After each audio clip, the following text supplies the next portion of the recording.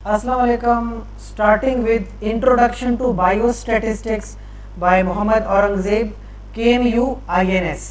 तो जो case KMU BSN 6th semester में सब्जेक्ट है बायोस्टैटिस्टिक्स का, उसको हम शुरू करते हैं इस सीरीज़ ऑफ स्लाइड्स में और पूरा कोर्स कंप्लीट करेंगे। स्टार्ट करते हैं with the introduction to biostatistics. देखा जाए तो बहुत सिंपल वर्ड्स में आपको मैं बताता हूँ कि स्टैटिस्टिक्स क्या होती है। दरअसल स्टैटिस्टिक्स क्या है, कुछ डाटा है आपके पास, किसी किस्म का भी डाटा हो सकता है, कुछ नंबर्स हो सकते हैं जो कि एक डाटा होता है।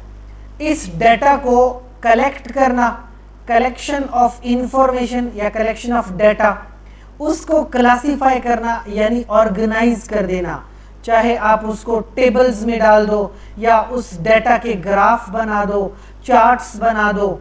इस तरह डाटा को कलेक्ट करो, फिर उसको क्लासीफाई करो, ऑर्गेनाइज करो, फिर समराइज कर दो कि ये जो टेबल है, ये जो ग्राफ है, ये आपको क्या बताता है।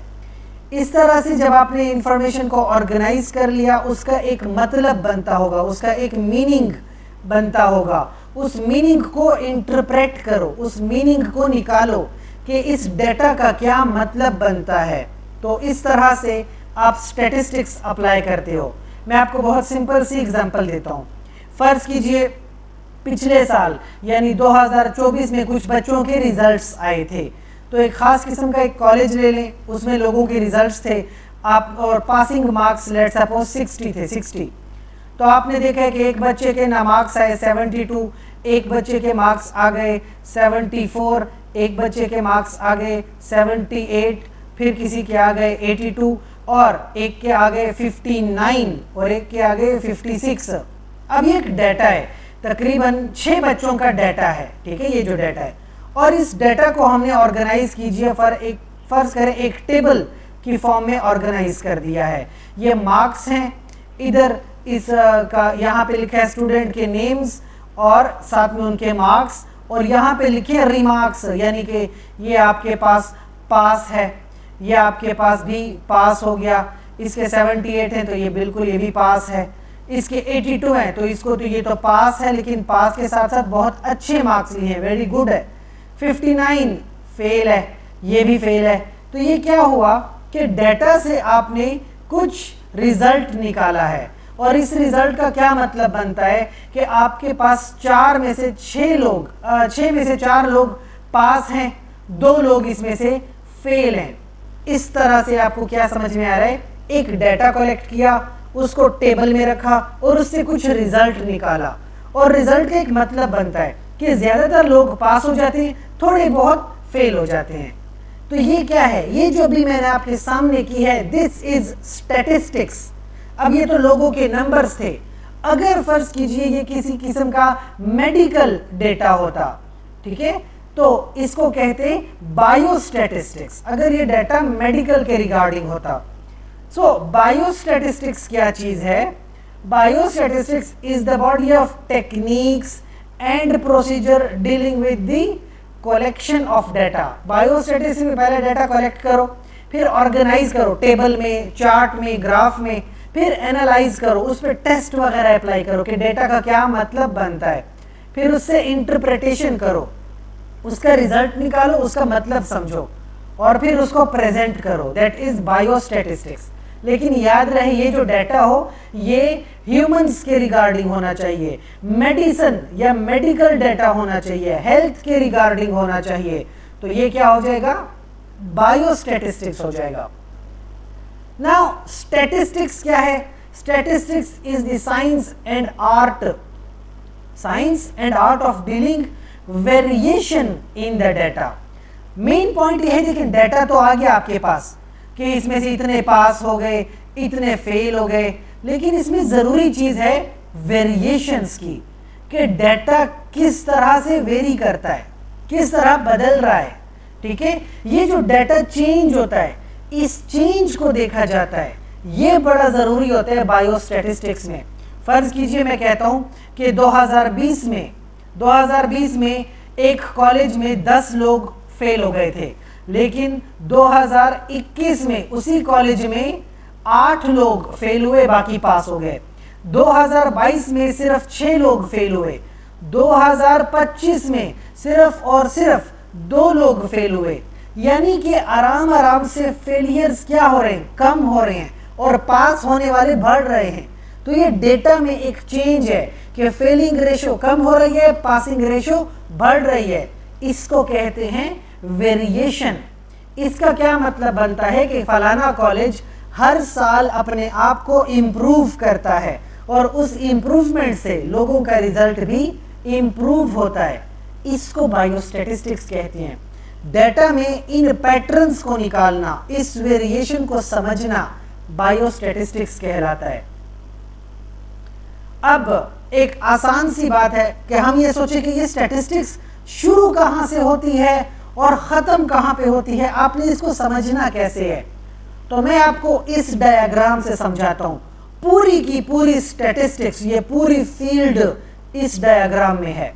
सबसे पहले स्टैटिस्टिक्स के 2 ब्रांचें होती हैं, एक डिस्क्रिप्टिव स्टैटिस्टिक्स, एक होती है इन्फेरेंशियल स्टैटिस्टिक्स। ठीक है, डिस्क्रिप्टिव स्टैटिस्टिक्स क्या है कि आपके पास एक डेटा ऑलरेडी गिवन है। ठीक है, मैंने आपको एक डेटा ऑलरेडी दे दिया, जैसे कि मैं आपके सामने डेटा लिखता हूं 2, 4, 9, 11, 22, 28, 16, 18, 110, ये एक डेटा है। इसकी आप स्टैटिस्टिक्स करो। डिस्क्रिप्टिव स्टैटिस्टिक्स में क्या होता है, इसमें होता है मीन, मीडियन, मॉड, ये चीज हो गई। इसके अलावा वेरिएंस, वेरिएंस के साथ साथ स्टैंडर्ड डेविएशन। ये क्या चीज है, ये जो मैंने लिखी है, इसको डिस्क्रिप्टिव स्टैटिस्टिक्स कहते हैं। तो पहले आपने ये चीजें समझनी है, मीन, मीडियन, मॉड क्या है, वेरिएंस और स्टैंडर्ड डेविएशन क्या है। जब आप ये समझ जाओ, ये बहुत सिंपल से कंसेप्ट हैं, आने वाली वीडियोस में डिस्कस करेंगे। दूसरा होता है इन्फेरेंशियल स्टैटिस्टिक्स कि ये जो डाटा है, फर्ज कीजिए ये डाटा है एक क्लास का, ये डाटा है क्लास 9th का। ठीक है, क्लास 9th का ये डाटा है। अगर क्लास 9th का डाटा इस तरह से है तो फिर क्लास 10th का डाटा कैसा होगा, आप समझ रहे हो। क्लास 9th का डाटा मैंने आपको दे दिया, जब ये बच्चे 10वीं क्लास में जाएंगे तो इनका डाटा किस तरह से होगा, इसके बारे में प्रिडिक्शन करना। ठीक है, अगर मैं देखूं 2, 4, 9, 11 बड़े कम नंबर हैं, 22, 28 थोड़ी फिर भी बेहतर हो जाती हैं, 110 बहुत बेहतर है। 110 वाले से उम्मीदें सबसे ज्यादा होंगी। 28 वाले से उम्मीद होती है कि आगे जाके और बेहतर करेगा। 2, 4 वाले से उम्मीद है कि ये अच्छा काम नहीं करेंगे 10वीं में भी। तो इससे क्या पता चलता है, ये एक सैंपल का पता चलता है कि पॉपुलेशन किस तरह बिहेव करेगा। इन्फेरेंस का मतलब होता है अंदाजा लगाना, कि आप फ्यूचर के बारे में अंदाजा लगाते हो कि आज ये हालात हैं, फ्यूचर में क्या हालात होने वाले हैं। इसमें होती है हाइपोथेसिस, कुछ डेटा को देखकर स्टेटमेंट दे देना, हाइपोथेसिस। एस्टिमेशन लगाना, अंदाजे लगाना। इसके अलावा इसमें एनालिसिस होती है, डेटा एनालिसिस, यानी कि टी टेस्ट करना, कोरिलेशन करना, काई स्क्वायर कर लेना, ये कुछ एनालिसिस है। इस तरह पूरी स्टैटिस्टिक्स इस एक पिक्चर में कंप्लीट होती है। इस कोर्स में ये पूरा जो आपके पास स्टैटिस्टिक्स का कोर्स है कंप्लीट करेंगे। Now what is the difference? There is a descriptive statistics, there is inferential statistics. Descriptive statistics क्या है? It uses numerical या graphical methods. कुछ numerics हैं, numbers हैं या कुछ graphs वगैरह बने होंगे और उसमें एक डेटा होगा। उस डेटा का एक पैटर्न है, या तो वो डेटा इंक्रीज हो रहा है या वो डाटा डिक्रीज हो रहा है, या डाटा एक जगह पे कांस्टेंट खड़ा हुआ है, ना बढ़ रहा है ना कम हो रहा है। कुछ डाटा है उसमें एक खास किस्म का पैटर्न है, उसको समराइज करना है, उसका आपने मीन निकालना होगा, उसका मॉड निकालना होगा, उसकी स्टैंडर्ड डेविएशन निकालनी होगी, वेरिएंस निकालना होगा। That is descriptive. इन्फेरेंशियल क्या होता है? ये जो सिंपल सा एक डाटा है, एक सैंपल है, ठीक है, एक सैंपल है डाटा का। इस सैंपल को देखते हुए बताना होगा कि पॉपुलेशन का डाटा क्या है।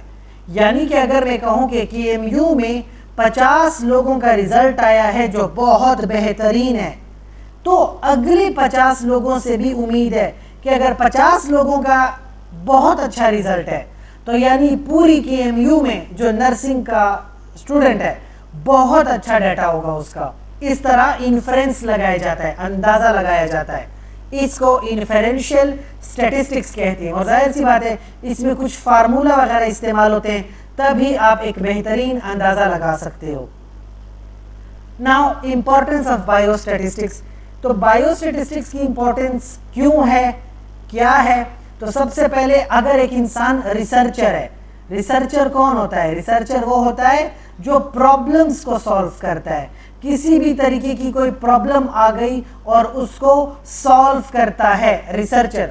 जैसे कि अगर ये आपके पास जो कोविड-19 आया था, कोरोना, इस कोरोना को सॉल्व किया गया, रिसर्च की गई, मेडिसिन्स बनाई गई और इसको सॉल्व किया गया। कोई भी नई बीमारी आती है उसको सॉल्व किया जाता है। कोई बैक्टीरिया को मारना हो उसके लिए एंटीबायोटिक्स को बनाया जाता है रिसर्च करके।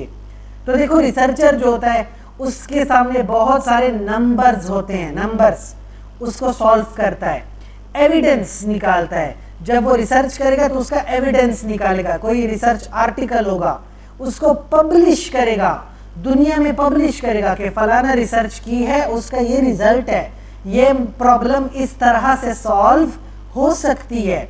Right the papers in scientific journals, बड़े बड़े जर्नल्स हैं दुनिया में जिसमें साइंटिफिक पेपर होते हैं, पब्लिश किए जाते हैं, हर किसी के नाम से पेपर पब्लिश होता है।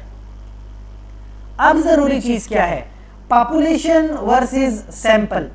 देखो बायोस्टैटिस्टिक्स के लिए जरूरी है एक सैंपल। अगर फर्ज करो कि KMU में 5000 स्टूडेंट्स पढ़ते हैं, अब ये मुमकिन नहीं है कि 5000 स्टूडेंट्स के पास जाया जाए और उनसे डाटा लिया जाए, ये मुमकिन नहीं होगा। ये पॉपुलेशन है, क्या है? पॉपुलेशन है।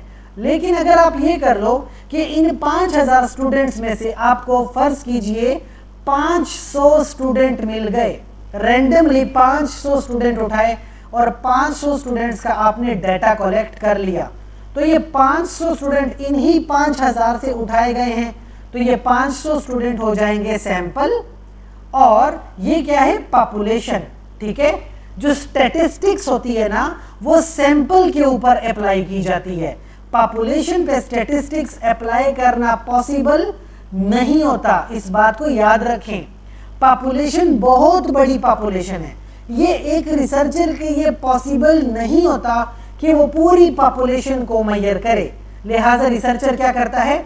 एक सैंपल कलेक्ट करता है और सैंपल के से डाटा लेता है और सैंपल को मेजर करता है, ठीक है। इसी जगह से दो टर्मिनोलॉजीज जन्म लेती हैं, एक होता है पैरामीटर, ठीक है, पैरामीटर, और एक होती है स्टैटिस्टिक्स। क्या है? स्टैटिस्टिक्स। अगर मैं ये कहूं कि ये जो 5000 स्टूडेंट हैं, इन 5000 स्टूडेंट्स की बॉडी हाइट लेकर आओ कि ये 5000 स्टूडेंट्स की हाइट क्या है, तो ये पैरामीटर कहलाएगा। अगर पॉपुलेशन का कोई एक चीज फाइंड करनी हो, कोई वेरिएबल फाइंड करना हो पॉपुलेशन का, तो उसको कहेंगे पैरामीटर। अब ये पॉसिबल तो है नहीं, लेकिन अगर एक सैंपल 500 स्टूडेंट का हाइट निकालना हो तो आपको शायद 1-2 हफ्ते लग जाएंगे, लेकिन इन 500 स्टूडेंट के पास आप पहुंच के हाइट निकाल लोगे। इसको कहते हैं स्टैटिस्टिक। ये जो हाइट का वेरिएबल है, हाइट को स्टैटिस्टिक कब कहोगे? जब सैंपल का होगा। और इसी हाइट को वेरिएबल को पैरामीटर कब कहोगे? जब पॉपुलेशन होगी। और हमारे सब्जेक्ट का नाम है बायो स्टैटिस्टिक्स, यानी कि आपको सैंपल का डाटा कलेक्ट करना है। स्टैटिस्टिक कहते हैं सैंपल को, जो पॉसिबल होता है। इसी की मिसाल एक और है, जैसे कि monthly income of house hold in Pakistan. अब पाकिस्तान की एक पॉपुलेशन है, कोई 25 करोड़ के करीब लोग होंगे। इन 25 करोड़ लोगों का डाटा कलेक्ट करना पॉसिबल नहीं है कि ये कितना इनकी इनकम है, लेकिन अगर आप बात करो पाकिस्तान में सिर्फ और सिर्फ कराची की, कि कराची में लोगों की इनकम क्या है, तो बिल्कुल ये बात पॉसिबल है। एक पूरे मुल्क की हाउस होल्ड इनकम एक पॉपुलेशन है और इसको हम कहेंगे पैरामीटर। लेकिन एक शहर की जो आपके पास सैंपल है उसकी इनकम कलेक्ट करना, इनकम को काउंट करना, इसको कहेंगे स्टैटिस्टिक। इसी तरह नंबर ऑफ टीबी पेशेंट्स इन पाकिस्तान, पूरे पाकिस्तान में टीबी पेशेंट्स एक पैरामीटर है और इसको काउंट करना बहुत मुश्किल है, पॉसिबल नहीं है। लेकिन एक क्लिनिक है, उस क्लिनिक में कितने टीबी के मरीज आते हैं किसी एक क्लिनिक में, तो उसका डाटा कलेक्ट करना बड़ा आसान है, तो ये स्टैटिस्टिक है। इसी तरह एक और मिसाल है, a survey of 1000 household taken from all parts of Pakistan, पूरे पाकिस्तान से 1000 घर लेना, तो ये बहुत मुश्किल काम है। लेकिन एक ही शहर से, कराची से 500 घरों का डाटा कलेक्ट करना, ये बड़ा आसान है। कराची की जगह पेशावर कर लो, मर्दान कर लो, आसान है।